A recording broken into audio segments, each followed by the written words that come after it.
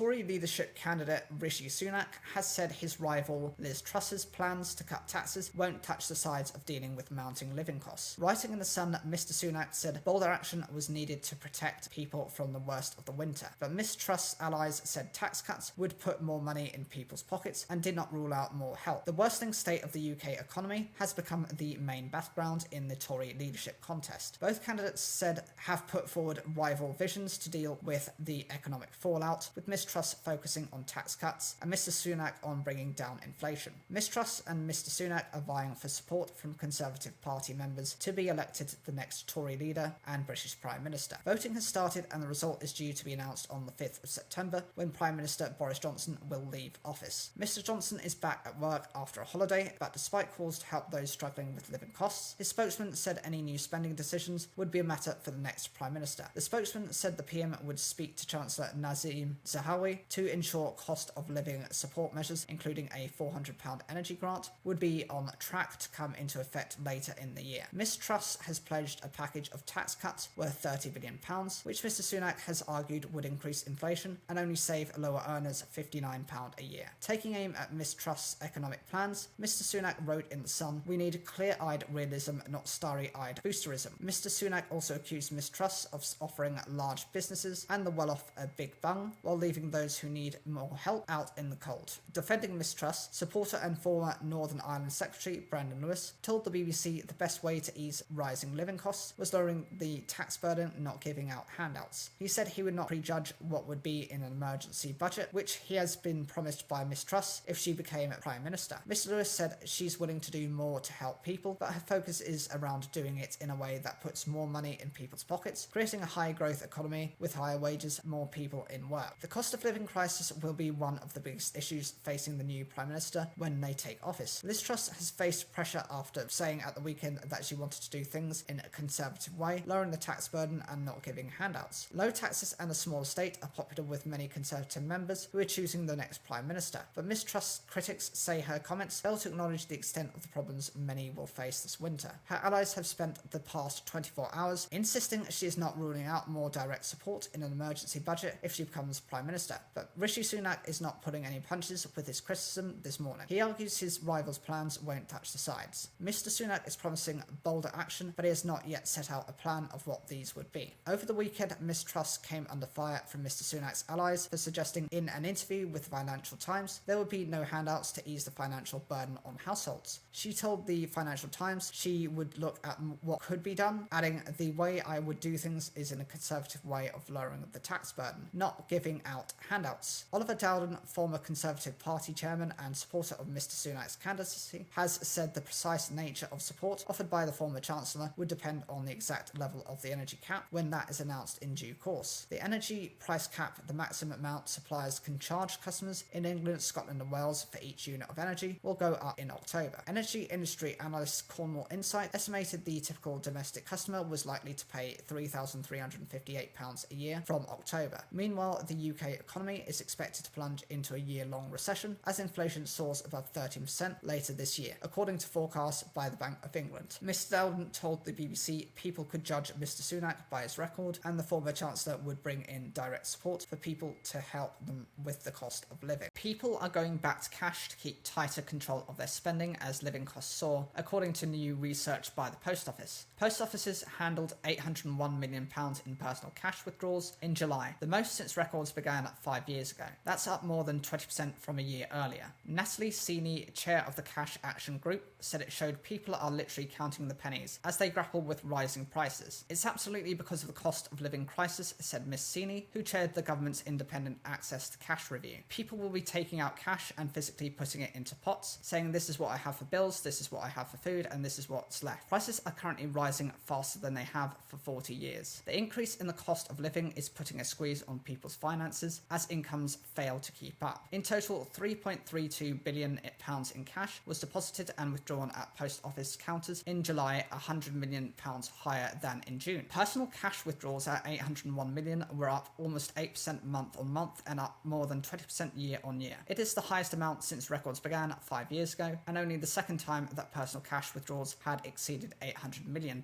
The last time was December 2021, and there's always an increase in withdrawals around that time of year. The the post office said. The post office puts the extra volume of withdrawals at its 11,500 branches down to more people turning to cash to help manage their budgets on a week-by-week and often a day-by-day basis. It also said it was partly due to more people choosing to have staycations, with recent research by the post office finding that 71% Brits planning on going on holiday in the UK this year intended to take out cash before leaving. Martin Kearsley, banking director at the post office, said, "We're seeing more and more people increasingly reliant on cash as the tried and tested way to manage a budget, whether that's for a staycation in the UK or if it's to help prepare for financial pressures expected in the autumn. Cash access in every community is critical." Cash deposits also rose according to the research. Individuals deposited £1.35 billion in cash in July, up 2% month on month, while cash deposits for businesses totaled £1.13 billion, up 1.9% from a month earlier. Mr. Kearsley said the figures showed Britain is anything but a cashless society. Miss Seeney told the BBC that it was easy to see why cash was going up, given the cost of living. Cash has been in decline for well over a decade. The pandemic accelerated this, but now it's going back up, and that's absolutely because of the cost of living crisis. It helps people budget as using cash means you literally can count the pennies. We all know that if you pay with a card, it's so easy to spend money you don't have and then go overdrawn. If you've got only £30 to last you the week, holding that in notes and coins is still the most effective way of budgeting and controlling how much you spend. Salford University student Kira Hayward turned to social media for inspiration to help her cope with rising costs by taking cash out of her bank account. She puts it in different labelled envelopes to ensure she has money for food and bills. "I went on Instagram and YouTube and saw these physical budget binders," she told the BBC in May. "I take the money out of the bank and I budget for things like my shopping. If I know I have £80 in my personal shopping for the month, I know I can't go over that." With more high street banks closing branches, Miss Seeley said there's a need for post offices and shared banking services to allow people to get the cash that they need, especially for vulnerable or elderly people or those who don't have access to digital banking. "The reality is digital doesn't work for everyone," she said. "Millions of people don't have access to computers or smartphones, and so we need to keep cash viable." June Spencer, the last original cast member of The Archers, has retired from the BBC Radio 4 drama aged 103. The actress has played matriarch Peggy Woolley since 1951. Her last appearance was aired during the Omnibus edition on Sunday, when she discussed getting a stained glass window commissioned of her two great-grandchildren. In a statement, Spencer said it was high time she retired from the show. Peggy was often viewed as a traditionalist, conservative character in the long-running drama charting the ups and downs of life in fictional Ambridge. Spencer reportedly recorded recent episodes from a custom studio at her Surrey home to save her commuting to the show's Birmingham base. "In 1950, I helped plant an acorn. It took root, and in January 1951, it was planted out and called The Archers," Spencer recalled. "Over the years, it has thrived and become a splendid great tree with many branches. But now this old branch, known as Peggy, has become weak and unsafe, so I decided it was high time she bowed out, so I've duly lopped out her." Among Peggy's many fans was the Duchess of Cornwall, who last year invited Spencer and her co-stars to Clarence House for a reception marking the show's 70th anniversary. She called Peggy a true national treasure who has been part of their life and millions of others for as long as they can remember. Although Peggy has not yet been written out of the show, Spencer has had her own ideas on how best to manage her character's exit. She told the Telegraph, "The simplest thing if Peggy has a fall or something and goes into the Laurels, the fictional care home in Ambridge. She can languish for years there." Jeremy Howe, editor of The Archers, said, "I think working with June Spencer has been one of the greatest privileges of my many decades in drama. Her, Peggy, is one of the greatest creations of broadcasting. Utterly charming, utterly ruthless, sharp as a knife, and witty in spades. To think that June has commanded the airways and Archer's career of over 70 years beggars belief." In the mid-1950s, Spencer took a break from playing Peggy, and the role was taken over by Thelma Rogers. Spencer returned to the role in the early 1960s when Rogers departed. Spencer has been made both an OB and CB, and in June 2010, she received the Freedom of the City of London. The strip search of a black girl by police at school in East London was not an isolated case, England's Children's Commission has said. Dame Rachel D'Souza requested Met Police data after details of the Child Q incident became public in March. Of the 630 strip searches of children from 2018 to 2020, almost a quarter took place without an appropriate adult present, figures show. More than half of those searched were black boys. The Met said it has since made changes. It added that it had given officers advice around dealing with schools and children and had reviewed its policy for strip searches of children. Dame Rachel D'Souza, who became Children's Commissioner last year, said she requested the figures from the Met Police after details surrounding the strip search of the 15-year-old 6-year-old black girl, known as Child Q, at a school in Hackney in 2020 were revealed earlier this year. During the incident, the girl was taken out of an exam to the school's medical room and strip searched by 2 female Met Police officers who were looking for cannabis while teachers remained outside. No other adult was present, her parents were not contacted, and no drugs were found. The girl's intimate body parts were exposed and she was made to take off her sanitary towel, according to the review. A safeguarding report published in March this year found that the research was unjustified and that racism was likely to have been a factor in the incident, sparking protests over the student's treatment. According to the latest Met Police figures, analysed by the Children's Commissioner for England, 650 children were strip searched by police in London between 2018 and 2020. More than 95% of those children were boys and 58% of the boys searched were black. In 1 year, 2018, 75% of the boys searched were black. When police strip searched a child, they are legally required to make sure there is another adult present, designated an appropriate adult, unless there is an urgent risk of serious harm. This is usually the child's parent or guardian, but it can also be a social worker, carer, or volunteer. Despite this, 23% of the strip searches carried out in the 2-year period specified were done without an appropriate adult. Dame Rachel said she was extremely concerned by the findings. "I'm not reassured that what happened to Child Q was an isolated issue, but instead believe it may be a particularly concerning example of a more systematic problem around child protection within the Metropolitan Police. I remain unconvinced that the Metropolitan Police is consistently considering children's welfare and well-being." In response, the Met Police told BBC News it recognises the significant impact such searches can have. They have reviewed the policy for further searches for those aged under 18, the force said. "This is to assure ourselves the policy is appropriate and also that it recognises the fact a child in these circumstances may well be a vulnerable victim of exploitation by others involved in gangs, county lines and drug dealing." The force added that before strip searching a child, officers must now also have permission from an inspector from a local command unit. China's foreign minister has called US House Secretary Speaker Nancy Pelosi's visit to Taiwan manic, irresponsible and irrational. At a meeting of Southeast Asian countries, Wang Yi defended China's military drills in the seas around Taiwan held in response to the visit. Ms. Pelosi had made a brief but controversial stop on the island on Wednesday during a tour of the region. China reacted by launching its biggest ever military exercises in the region. Ms. Pelosi is the most senior US politician to visit the island in 25 years. Her decision to stop at the island has enraged Beijing, which considers Taiwan to be a breakaway province of China. The US does not officially recognize Taiwan, but it does maintain a strong relationship with the island, which includes selling weapons for Taiwan to defend itself. Speaking during a meeting of Southeast Asian foreign ministers in Cambodia's capital Phnom Penh, Mr. Wang said his country had done all it could to avoid a crisis, but that it could not allow its core interests to be hurt. His comments came after Southeast Asian foreign ministers had earlier warned that growing tensions over Taiwan could spark open conflict in the region. A statement from the Association of Southeast Asian Networks, ASEAN, the call for maximum restraint and urged against any provocative action. It said that recent developments could lead to miscalculation, serious confrontation, open conflict, unpredictable consequences among major powers. Mr. Wang said Taiwan would eventually return to the embrace of the motherland. The Chinese government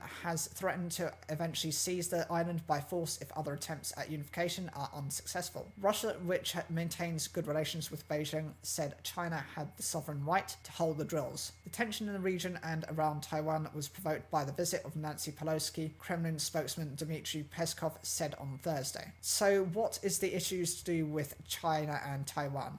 Why do they have such bad relations? China sees the self-ruled island as part of its territory and insists it should be unified with the mainland by force if necessary. The island, Taiwan, has its own constitution, democratically elected leaders, and about 300,000 active troops in its armed forces. And in terms of who recognises Taiwan, only a few countries recognised it. Most recognise the Chinese government in Beijing instead. The US has no official ties with Taiwan, but does have a law which requires it to provide the island with the means to defend itself. Following her visit to Taiwan, Ms. Pelosi has been to South Korea and has now landed in Japan as part of an official four-country tour, which also includes Singapore and Malaysia. In Seoul, she met National Assembly Speaker Kim Ying-pyo. Concerns over North nuclear and missile threats were discussed. However, she did not meet in person South Korean President Yoon Suk-yeol, who was said to be on holiday although still in Seoul during Ms. Pelosi's visit. Instead, they spoke only by phone, a move which has been criticised by some opposition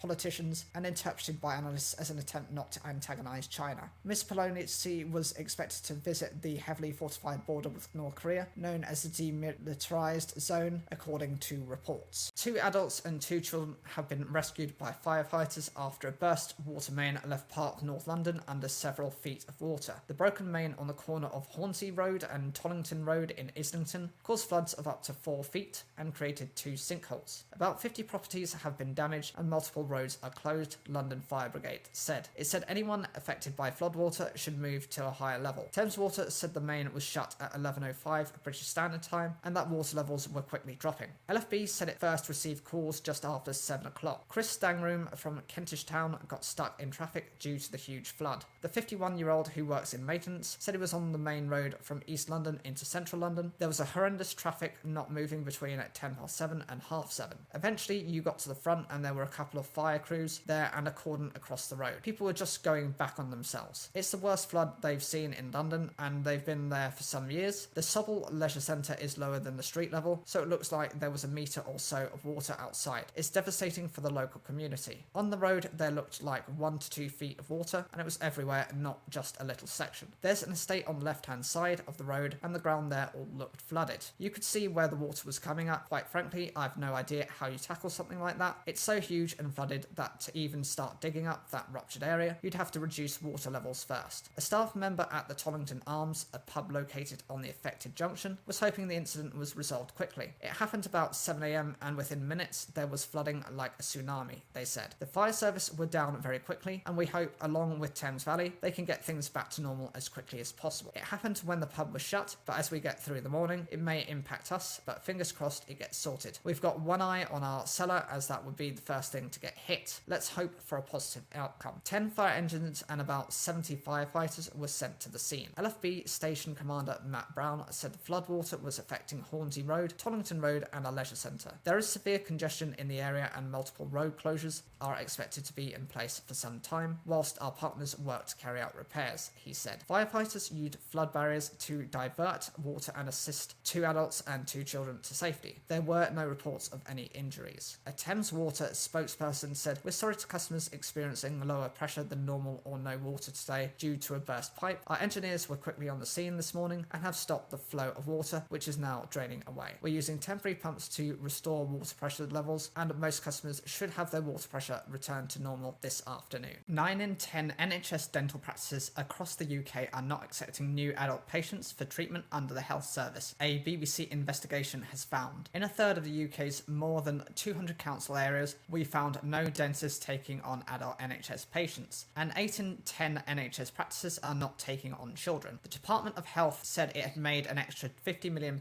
available to help bust the COVID backlogs, and that improving NHS access was a priority. BBC News contacted nearly 7,000 NHS practices, believed to be almost all those offering general treatment to the public. The British Dental Association, BDA, called it the most comprehensive and granular assessment of patient access in the history of the service. While NHS dental treatment is not free for most adults, it is subsidised. The BBC heard from people across the UK who could not afford private fees and said the subsidised rates were crucial to getting care. The lack of NHS appointments has led people to drive hundreds of miles in search of treatment, pull out their own teeth without anaesthesia, resort to making their own improvised dentures, and restrict their long-term diets to little more than soup. Some people are going to extraordinary measures to do DIY dentistry as they struggle to find affordable dental care. Are we witnessing the death of NHS dentistry? The investigation also found the problem was worst in the south-west of England, Yorkshire and the Humber, and the north-west, where 98% of practices were not accepting new adult NHS patients. Access was best in London, where almost a quarter of practices were taking on new adult NHS patients. 1 in 10 local authorities did not have any practices taking on under 16s for NHS treatment, despite children in full-time education being entitled to completely free care on the health service. About 200 practices said they would take on a child under their NHS only if a parent signed up as a private patient. Not only did we find that in many places routine dental care was difficult to access quickly, most practices did not even have waiting lists. For those that did, the majority told us the waiting time was a year or longer, or were unable to say how long people might have to wait. One practice in Norfolk told the BBC it had more than 1,700 people on its list, while another in Cornwall warned that it would take 5 years to be taken on as a patient. The British Dental Association, which represents high street NHS dentists in the UK, said NHS dentistry was at a tipping point after a decade of underinvestment. Caroline Young from Blackpool had crowds implants fitted to her damaged teeth by an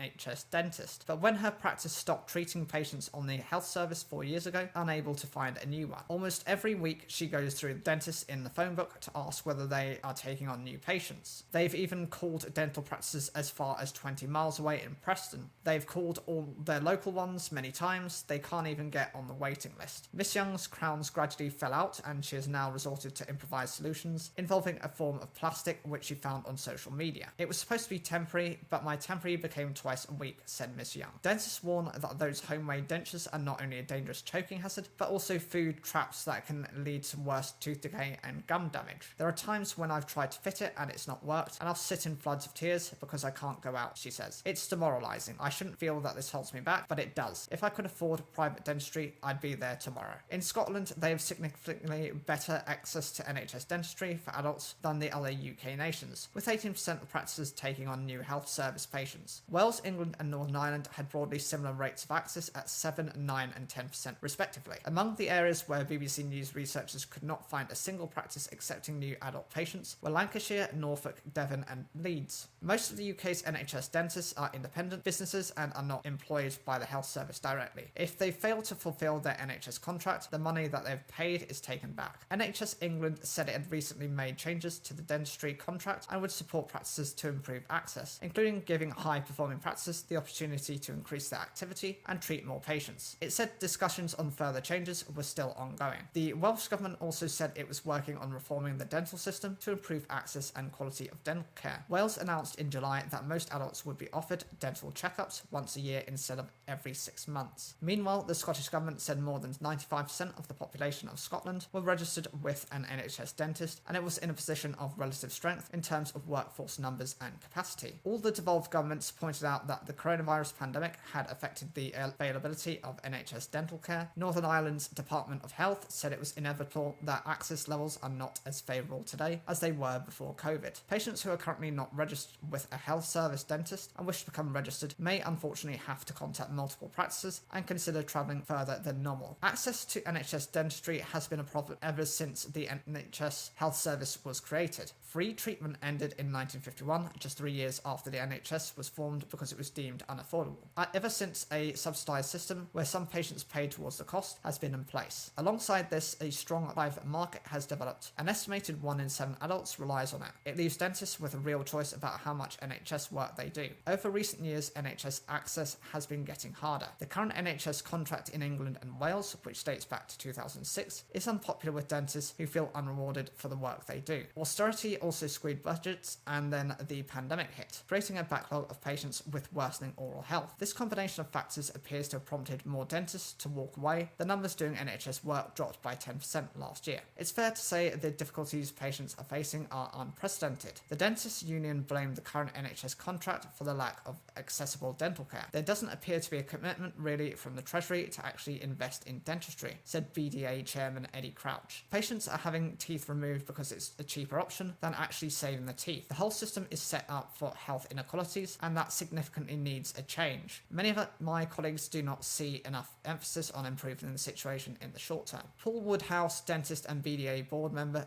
told BBC Breakfast emergency appointments at his practice were filled within 5 minutes of being open. He said the government was only providing 50% of the funding the UK needed to care for every patient, meaning half the population were being left without an NHS dentist. If you said that about GPs or cancer screening, there would be riots on the street. Nigel Edwards, chief executive of health think tank the Nuffield Trust, said NHS dentistry was on life support in some areas of the country. But he added, I think it's premature to say we're witnessing the death of it. There doesn't seem to be any real appetite for the sort of big structural and investment decisions that are required to fix NHS dentistry. In terms of how they approached the report, the BBC researchers aim to contact every dental practice with an NHS contract in the 4 nations to ask whether they were taking on new patients. Using lists from NHS organisations, they identified 8,523 dental practices across the UK that were believed to hold NHS contracts and tried to call them all during the months of May, June and July. They were then narrowed to a list that were not contactable by telephone or were permanently closed, were not available to the public for general and routine dental treatment, including hospitals, and weren't classified as an NHS practice. They were left with a total list of 6,880 practices. For their analysis, they looked at the distribution of the practices across the UK's 217 upper-tier local authorities. 30s and classified a practice as anyone accepting new child NHS patients if they take on those under the age of 16. A practice that required a referral to take on a patient was not treated as accepting new NHS patients, since a referral requires an initial appointment with a dentist, which is classified as a barrier to entry. Australian airline Qantas has asked senior executives to work as baggage handlers for 3 months as it tries to tackle an acute labour shortage. The firm's head of operations is looking for at least 100 volunteers to work at Sydney and Melbourne airports. Tasks include loading and unloading bags, as well as driving vehicles to move luggage around airports. Like much of the global airline industry, Qantas is struggling to resume its services as borders reopen. The high levels of winter flu and a COVID spike across the community, coupled with the ongoing tight labour market, make resourcing a challenge across our industry. Qantas Chief Operating Officer Colin Hughes said in an email shared with the BBC by the company, "There is no expectation that you'll opt in this role on top of your fulfilled full-time positions. The managers and executives were asked to work in the baggage handling roles for 3 or 5 days a week in shifts of either 4 or 6-hour days." The note went on to say that applicants need to be able to move suitcases weighing as much as 32 kilograms each. "We've been clear that our operational performance has not yet been meeting our customers' expectations or the standards that we expect of ourselves, and that we've been pulling out all the stops to improve our performance," a Qantas spokesperson told the BBC. "As we've done in the past during busy periods, around 200 head office staff have helped at airports during peak travel periods since Easter." Qantas was among airlines hit hard by the pandemic as countries closed their borders, grounding planes. The industry laid off thousands of staff during the pandemic, many of which were ground staff. In November 2020, Qantas outsourced more than 2,000 ground staff roles, on top of thousands more job cuts, as it had already announced in an effort to limit its financial losses. Last month, the airline apologised after passengers complained of delays and missing luggage. Australia had among the strictest COVID travel restrictions in the world, including for its own citizens, and only began lifting the controls in November 2021. As measures to slow the spread of COVID-19 had eased around the world, Qantas and other major airlines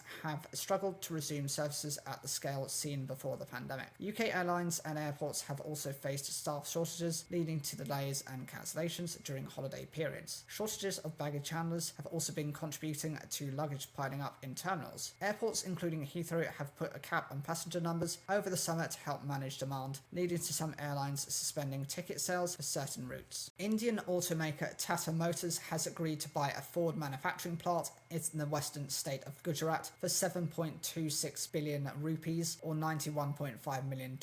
The deal comes as Tata moves to boost its car production to meet demand. The deal between Tata's electric vehicle subsidiary and the US carmaker's Indian unit covers land, machinery and all eligible employees. Ford stopped production in India last year after struggling for more than 2 decades to generate profits there. "With our manufacturing capacity nearing saturation, this acquisition is timely and a win-win for all stakeholders," Tata Motors said in a statement. The parent company of the UK's Jaguar Land Rover added that annual production at the Sanand plant will initially give it a new capacity of 300,000 vehicles a year, which could be increased to 420,000. The announcement marks an important step forward in Ford's efforts to restructure its Indian business, Ford Transformation Officer Steve Armstrong said. In September last year, Ford said it would close its Indian car factories as part of a move that would cost it around $2 billion. At the time, the US car maker said that about 4,000 workers would be affected by the decision. Ford's operations in India have been seeing losses of $2 billion in the previous 10 years. The major scaling back in its Indian operations was in stark contrast with the company's previous ambition to make the country one of its biggest markets. Foreign automakers have found it very difficult to succeed in India. Ford's exit is just the latest in a series of departures. Companies like General Motors, Volkswagen-owned MAN Trucks, and even iconic motorbike maker Harley-Davidson have been among the firms that have stopped manufacturing in India in recent years. Earlier this year, Japanese motor industry giant Nissan decided to pull its small car brand Datsun out of the country because of poor sales. While GM and Harley-Davidson have said these decisions were part of their global strategic shift from certain markets, analysts also pointed to lackluster revenues and lack of economies of scale in India. India is still seen as a car market with great potential, but sales have plunged to a decade low due to a slowdown in economic growth, weak labour markets, higher fuel prices, and pandemic-related disruption. disruptions. The country's passenger vehicle market has stagnated for the last half a decade at around 3 million units a year. In China, on the other hand, more than 20 million cars are bought annually. But some Indian car makers have seen demand rise. One of Tata's rivals, Mahindra, and Mahindra said on Friday that demand for its vehicles were outstripping production as people rushed to buy its popular sport utility vehicles. That helped boost its quarterly profits as sales of its passenger vehicles soared by 74% from a year earlier. We've kicked off capacity expansion programs but have not yet anticipated this kind of demand, the executive director Rajesh Jurkan has said. Tata Motors is the vehicle making division of Indian multinational conglomerate Tata Group. In the UK, Tata Motors bought Jaguar and Land Rover from Ford in 2008 and merged the British luxury car brands into one company. Tata Group owns a range of major businesses around the world, including Tata Steel Europe, which includes former British Steel assets in the UK. The UK Parliament has closed down its TikTok account after MPs raised concerns about the risk of data being passed to the Chinese government. The account has been locked and content deleted days after its launch. The senior MPs and peers have called for the account to be removed until TikTok gave credible assurances no data could be handled to China. TikTok is owned by Chinese company ByteDance, which has denied it was controlled by the Chinese government. Relations between London and Beijing have been fraught in recent years, with tensions heightened by China's sanctioning of several MPs last year. Based on member feedback, we are closing the pilot UK Parliament TikTok account earlier than we had planned, a UK Parliament spokesman said. The account was a pilot initiative while we tested the platform as a way of reaching younger audiences with relevant content about Parliament. A TikTok spokeswoman told the BBC it was disappointing that Parliament would not be able to connect with users of the app in the UK.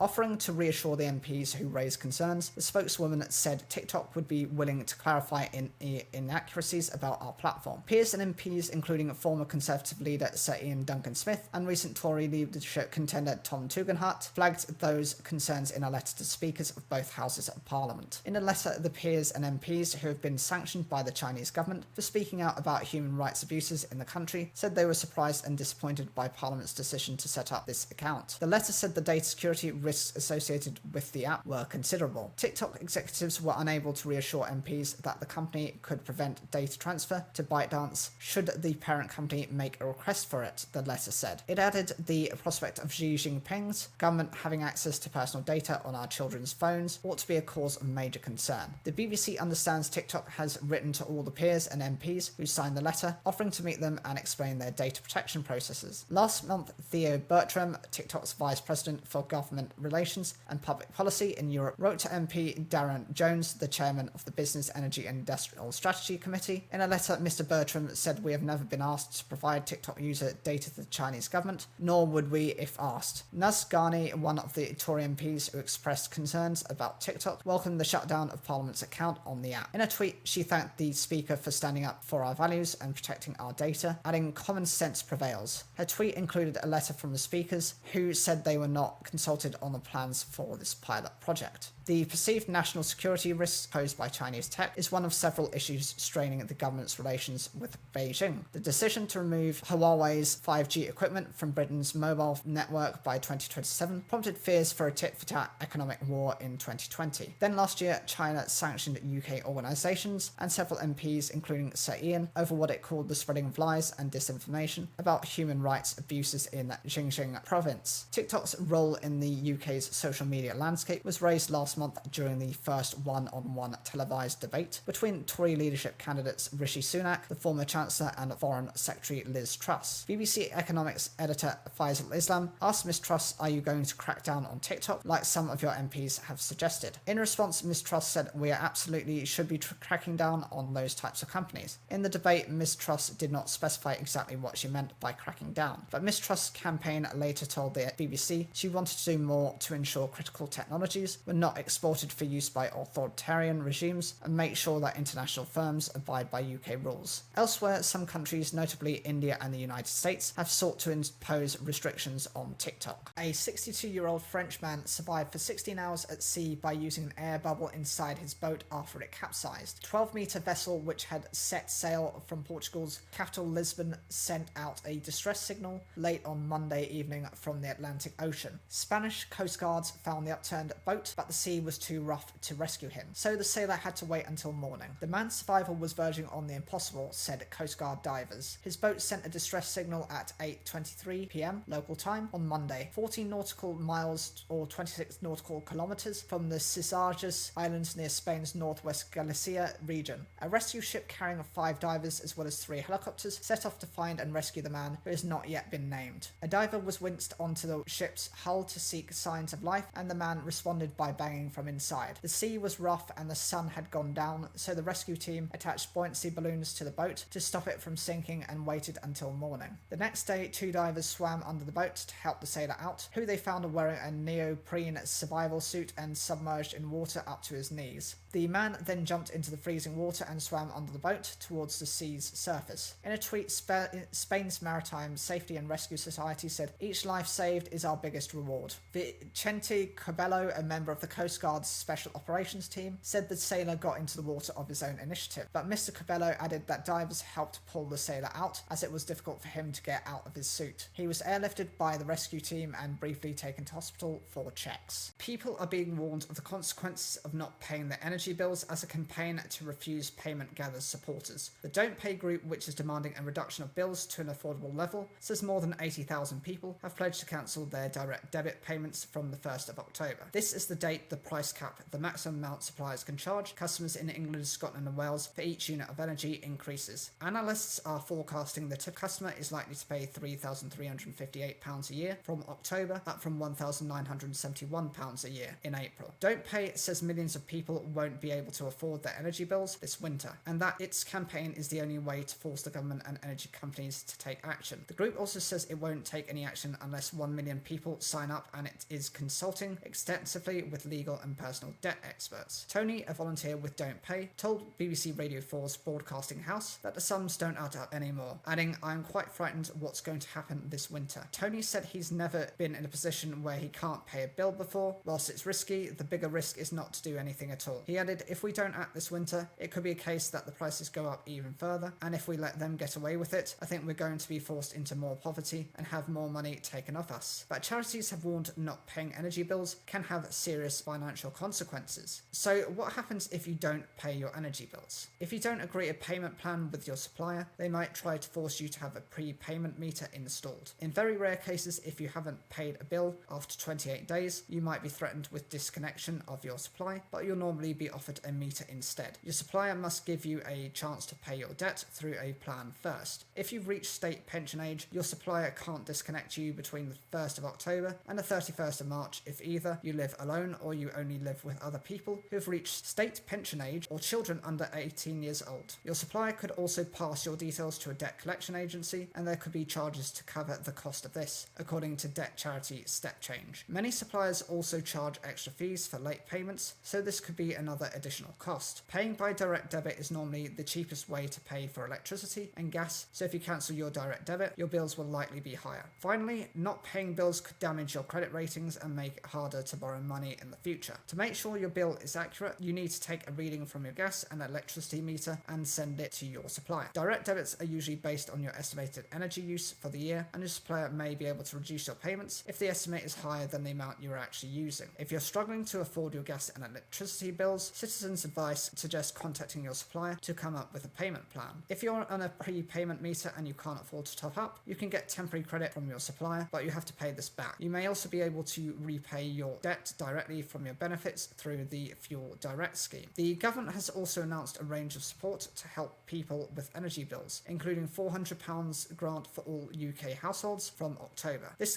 discount will be made automatically by your energy supplier in monthly instalments, with a reduction of £66 in October and November and of £67 a month from December to March 2023. US authorities say they're investigating reports that the turbans of Sikh asylum seekers were confiscated after they were detained at the border. According to human rights advocates, nearly 50 migrants have had religious headgear taken away. Sikhism requires that men wear turbans and do not cut their hair. Record numbers of migrants from India have been detained at the US-Mexico border in recent months. Many hail from India's Punjab, where more than half of residents are Sikh. The American Civil Liberties Union ACLU has said that the turban confiscations blatantly violate federal law and are inconsistent with the CBP's own non-discrimination policies. authorities. In a letter sent to US Customs and Border Protection Commissioner Chris Magnus on the 1st of August, it called the seizures ongoing serious religious freedom violations. Lawyer Vanessa Pineda of the ACLU of Arizona told the BBC no proper explanation has been given about what, if any, security concerns Turban could raise. She said it's part of a wider situation where the personal property of migrants is being confiscated and disposed of without explanation or replacement. It's just not acceptable, she added. They need to find another alternative, and to stop this, it's dehumanizing. In a statement quoted by the Washington Post, the CBP's Mr. Magnus said the border agency expects its staff to treat all migrants who we encounter with respect. An internal investigation has been opened to address this matter, his statement said. According to CBP statistics published online, nearly 13,000 Indian citizens have been detained by Border Patrol officers at the US-Mexico border in the fiscal year that began in October. Of these, about three-quarters, nearly 10,000 people, have been detained in the Border Patrol's Yukuma sector, a 202-kilometer, 126-mile expanse of desert and Rocky Mountains that stretches from California's Imperial Sand Dunes to the border between Arizona's Yuma and Pima countries. In 2019, a 6-year-old Indian citizen from the Punjab was found dead near the Arizona town of Lukeville in a high-profile case. Authorities later said the girl died of heat stroke in extreme temperatures of over 42 degrees after her mother left her with another group of migrants to go and search for water. A child has been killed and 3 other people are in hospital with life-threatening injuries after a gas blast destroyed a house in South London. The blast, which happened on Galpins Road in Thornton Heath at about 7 o'clock British Standard Time, also damaged other properties. Residents say they had reported a strong gas smell 2 weeks ago and had felt dizzy in recent days. Merton Council described the explosion as a major incident and said it was working with emergency services. 4 people were treated on Galpins Road. 1 person was discharged at the scene. In a statement, the fire service said, sadly, a child was also pronounced dead at the scene. All LAS London Ambulance Service crews have now been stood down. 2 neighbours, Katuria Kukanda, 50, and Delroy Sims, 62, said they helped rescue 3 children from the rubble. They added that the house next door had been badly damaged by the blast. About 40 properties had been evacuated as a precaution. A 50-metre cordon is in place. People who were evacuated from Galpins Road in their pyjamas after the blast at about 7:10 British Standard Time said their windows were shattered in the explosion. In a statement, Merton Council said firefighters are currently carrying out systematic searches and working to make the scene safe. An evacuation centre has been established at the New Horizons Centre. The owner of a small boutique says she is over the moon after winning a trademark battle with high street fashion giant Zara. Amber Kotri, who runs Darlington-based House of Zana, had been told by the retailer her business was conceptually identical. Zara had argued there was a high degree of visual and oral similarities between the 2 brands, but a tribunal found the link was too insubstantial. She said the judgment was a genuine weight off my shoulders. It's been well over a year and very stressful on my home life as a mum of 3 young children, as well as on the business, as there's been hours and hours of preparing documents of evidence, she said. My daughter's due date coincided with the time the last evidence was due, so it hasn't been easy. Miss Kotri said she had received an email informing her of the tribunal's decision while on a visit to the theatre with her 3 children, but took several days to build up the courage to open it. It was quite a long document and I couldn't really understand a lot of it as I had butterflies. However, she said she saw the words "the opposition is unsuccessful" and was relieved she would be able to continue growing the business. It's been so stressful, but we've won, she added. In May, Miss Kotri, who represented herself at the tribunal, told the hearing there was no likelihood of confusing the brands. Zara had argued the House of Zana trademark application should be refused because it was too similar in name, which could result in customers confusing one trademark for another. Julia King, representing Zara, said the name Zana was one small brush mark away from her clients, adding the County Durham-based brand was not distinctive and only descriptive. She said it could pose a serious threat to Zara if the market was crowded with brands that looked and sounded similar. However, Tribunal Registrar Matthew Williams ruled he was satisfied any mental link made by customers between House of Zana and Zara would be too insubstantial and fleeting to result in an exploitation. He said the 2 brands were visually and orally similar to a degree between low and medium. Miss Kotri, whose husband is Albanian, set up and named her company in 2019 after the Balkan country's word for fairies. She said she was contacted by Zara's lawyers last year after trying to trademark her brand. Miss Kotri said she had also been in contact with more than 10 other small business owners who had been contacted by the fashion company asking them to rebrand because of similarities with their names. She has previously accused Zara of very intimidating conduct in its his dealings with her. Miss Country said to anyone in a similar position, "I would say keep fighting, it'll be worth it in the end. Be brave and ignore the threatening way the legal letters are worded. You know your business the most. You know the meaning behind any name, and if you've built it up, then fight for it. I couldn't tell my children that I closed down my business because someone bigger told me to."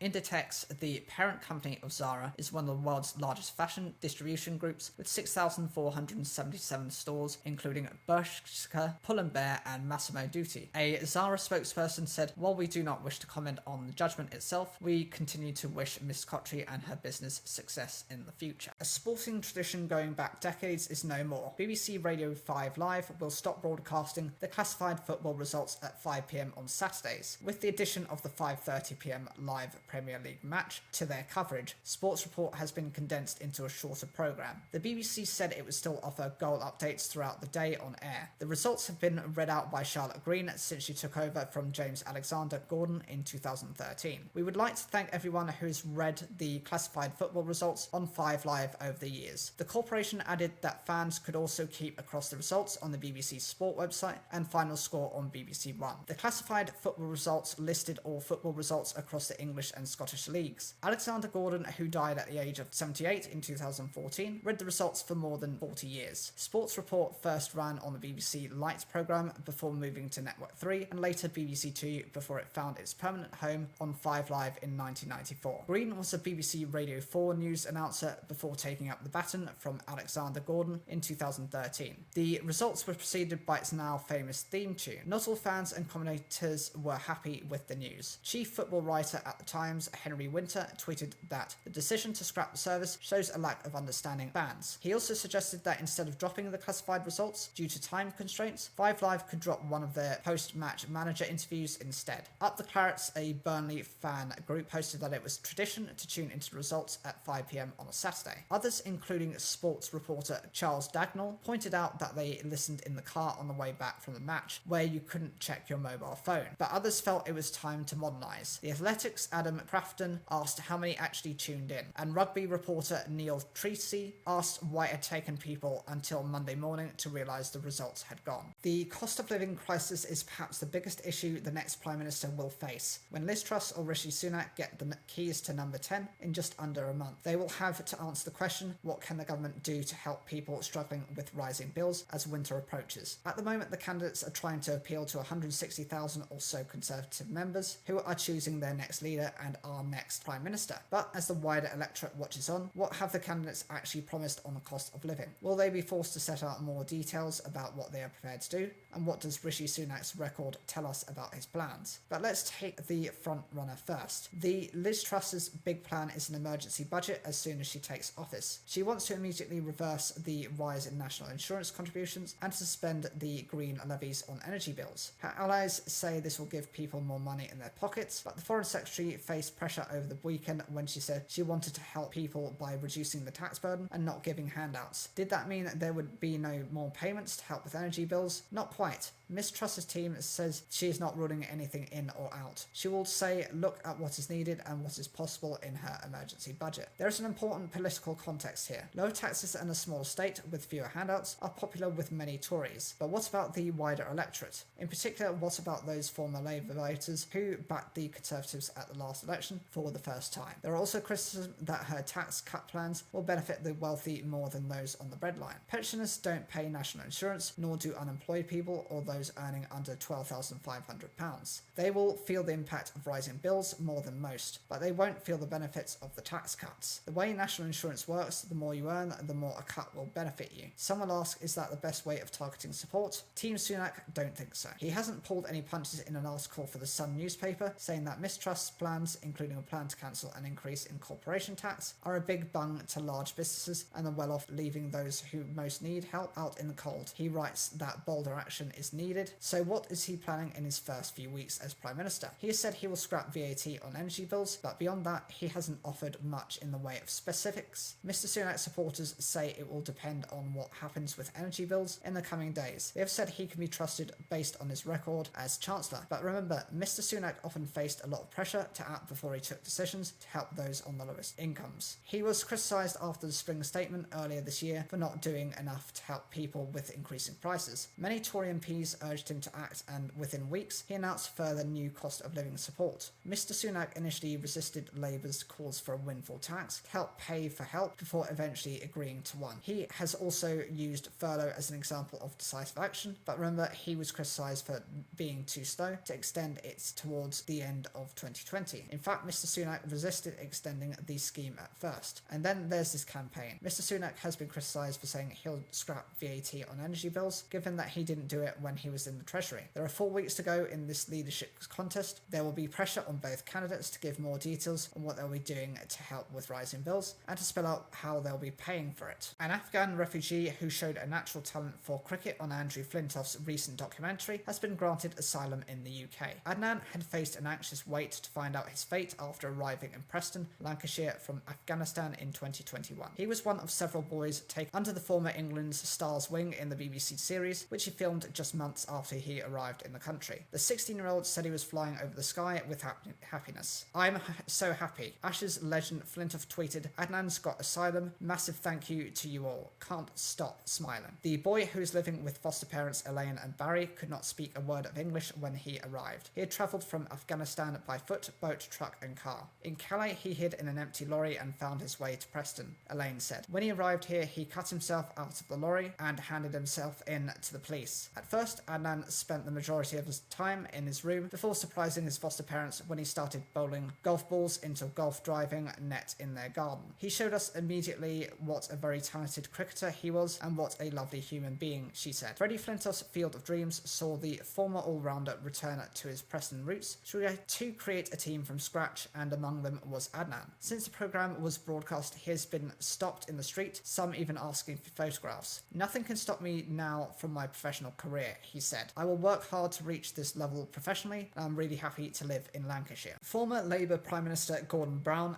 has called for an emergency budget before the UK hits a financial time bomb this autumn. Mr Brown said millions would be pushed over the edge if the government does not address the cost of living crisis. Conservative leadership rivals Liz Truss and Rishi Sunak have clashed over how they will address the high inflation. He wants them to agree on emergency budgets with PM Boris Johnson this week or for Parliament to be recalled. Writing in The Observer, Mr Brown said the reality is grim and undeniable. A financial time bomb will explode families in October as the second round of fuel price rises in 6 months sends shockwaves through every household and pushes millions over the edge. A new report commissioned by Mr Brown, carried out by Professor Donald Hirsch from Loughborough University, found that 35 million people in 13 million households across the UK are under threat of fuel poverty in October. This is an unprecedented 49.6% of the population of the United Kingdom, said Mr Brown. Findings from the report suggest the additional one-off £1,200 support for low-income households will fail to compensate for 3 major blows to income from October 2021 to October 2022. The loss of the £20 a week benefits uplift, the rise in the energy price cap, and an annual uprating of out of line with inflation forecasts all mean the worst off families will find it hard to bridge the gap. Mr Brown told BBC Radio's 4's World at 1 that action is needed promptly to ensure the benefit system and the computers that operate it are able to get help to people before October. He said there is a vacuum at the centre of government with both Mr Johnson and Chancellor Nazim Zahawi on holiday. Not enough thinking is being done about the major social issues, he added. If elected as the next Tory leader, Ms Truss has promised to reverse some of former Chancellor Mr Sunak's tax rises, including the rise in national insurance contributions. Meanwhile, Mr Sunak said the Tories can kiss goodbye to winning the next elections if inflation is not brought under control. The Bank of England has warned inflation, currently at 9.4%, could peak at more than 13% and stay at very elevated levels throughout much of next year, but eventually returning to its 2% target in 2024. The wife of a Nigerian street trader who was killed in Italy has told the BBC she is seeking justice following his painful death. Oluku Okachukwu, 39, was reportedly selling handkerchiefs in the seaside town of Civitanova, Marseille, on Friday when he was chased and beaten to death. A 32-year-old Italian has been arrested on suspicion of murder and robbery. A video circulating online shows a man on top of Okachukwu punching him with his bare hands. None of those who witnessed the broad daylight attack appeared to intervene. "This is a form of wickedness I don't know," Okachukwu's wife, Charity Orachi, told the BBC's Focus on Africa. Miss Orachi said she had received help in coming to terms with her husband's death, but was tired of talk. Now she was only interested in justice, she insisted. Her family have lived in Italy for a long time, she said, stressing that her husband had never sought any trouble. The killing has sparked outrage in the local community, including Nigerians, who took to the streets over the weekend and are planning another demonstration soon. The Nigerian government has asked Italian authorities to quickly bring the perpetrator of the heinous act to justice. The suspect, a white man named as Filippo Claudio Giuseppe Ferlazzo, has been ordered to remain in jail as the investigation continues. His defense lawyer told the media the suspect had said he was sorry and that there was no racial element involved. A police investigator said Oka Chukwu was attacked after the trader's insistent request to the suspect and his partner for spare change. The partner, identified as Alina D, told Italian newspaper Corriere della Sera that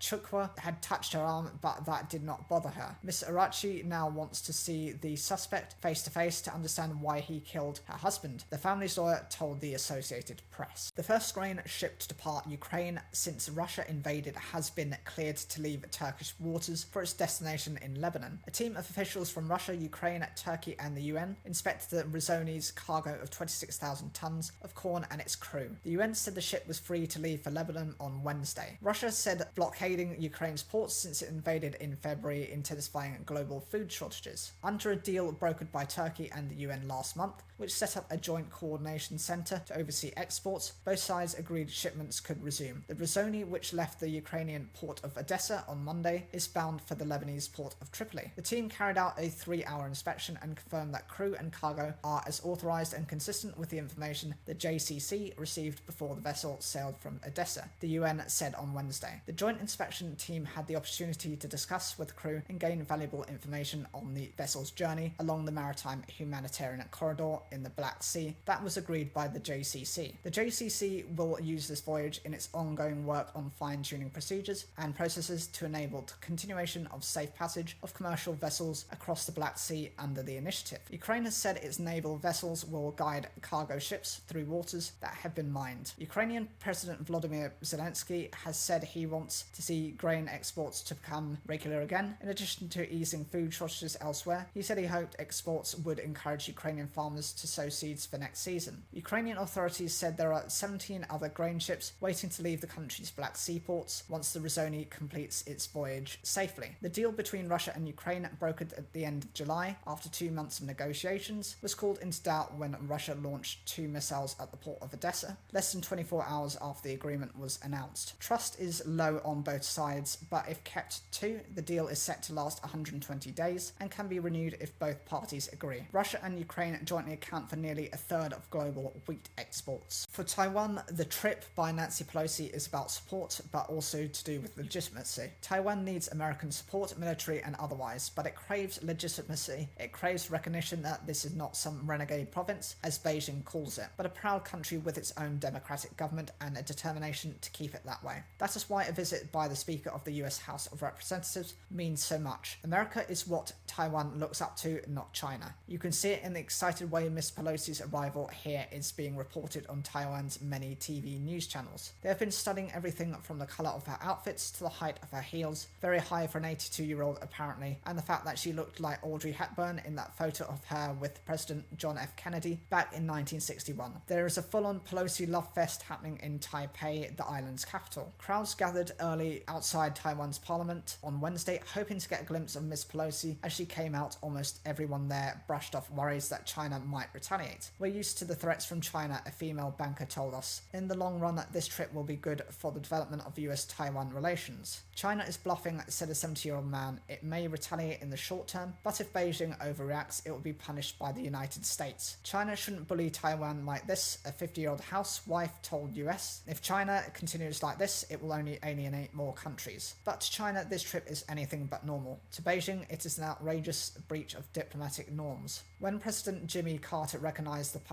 Republic of China in 1979, Washington agreed it would drop recognition of the other Chinese government in Taipei. For Beijing, that should have been the end of the story. But America never completely gave up Taiwan, and as this island has transformed from military dictatorship to a flourishing democracy, the sense that the US should protect this plucky little democracy in the face of China's threats has only grown. It is now increasingly clear that Beijing is not only going to be satisfied by venting its anger at Nancy Pelosi's visit to Taiwan with mere words. The announcement of 6 large exclusion zones around the island, starting on Thursday and lasting for 4 days, is ominous. Beijing did the same thing back in 1996, the last time there was a so-called Taiwan Straits crisis, but then the exclusion zones zones were all well outside Taiwan's territorial waters. This time, 3 of the 6 zones intrude into Taiwan's 12-mile limit. That is unprecedented. Taiwan's defense ministry has already called the move a breach of UN conventions and said it amounts to an air and sea blockade against the island. If China were to move ships or aircraft into those areas, it would amount to an invasion of Taiwan territory. This makes the stakes much higher, as Taiwan may feel compelled to defend its own waters. The US Navy is watching all this very closely and already has the USSR Ronald Reagan carrier battle group sailing nearby in the Philippine Sea. Ms. Pelosi is now on her way to South Korea, but the fallout from this trip to Taiwan looks set to rumble on for a while longer and could even grow into a major US-China crisis. The boss of US low-fare carrier JetBlue has said it's necessary to overhire staff because of the rate at which people are still leaving the industry. Robin Hayes was speaking at thousands of travellers as have been hit by recent disruption caused largely by staff shortages that have blighted the restart of air travel after the pandemic. Airlines have cut summer schedules and made last-minute cancellations. I now need to overhire just to keep the number I need. With COVID, we lost a lot of experienced people, he added. Airports and airlines, which cut jobs during COVID lockdowns, have found it difficult to recruit enough staff as demand for holidays has surged. JetBlue, a smaller scale airline than the British Airways, Virgin and American Airlines, had seen the situation normalise as the summer has progressed, but he said the firm, like other airlines, had adjusted its hiring plan to cope people leaving more quickly by employing more staff. By the end of 2022, half of JetBlue's employees would have been with the airline for less than 2 years. Even if you can get the people, they don't have the same experience as someone who's been doing that job for 10 or 15 years, so it's going to take longer for them to learn the skills. Those adjustments can take some months, but Mr. Hayes said JetBlue has increased its training capacity, added more simulators and built extra classrooms in order to keep hiring. Your attrition is much higher, he added. You're hiring people, but then they're leaving more quickly, so you then have to readjust your hiring plan. Mr. Hayes does not expect the aviation industry to be back to normal until next year. He said airlines would approach 2023 more cautiously than they had this year, with many carriers, including JetBlue, had to scale back their operations due to resourcing challenges. He said he expected that by the end of this year, business travel would likely recover to 80% of 2019 levels. The US has been dealing with problems caused by a shortage of pilots, according to United Airlines. Pilots are expected to remain in short supply for years. The airline recently said the country is only able to produce a maximum of 7,000 pilots a year, but carriers need 13,000 staff this year. However, in the UK, shortages are worse for cabin crew and ground staff. Last week, JetBlue reported a £125 million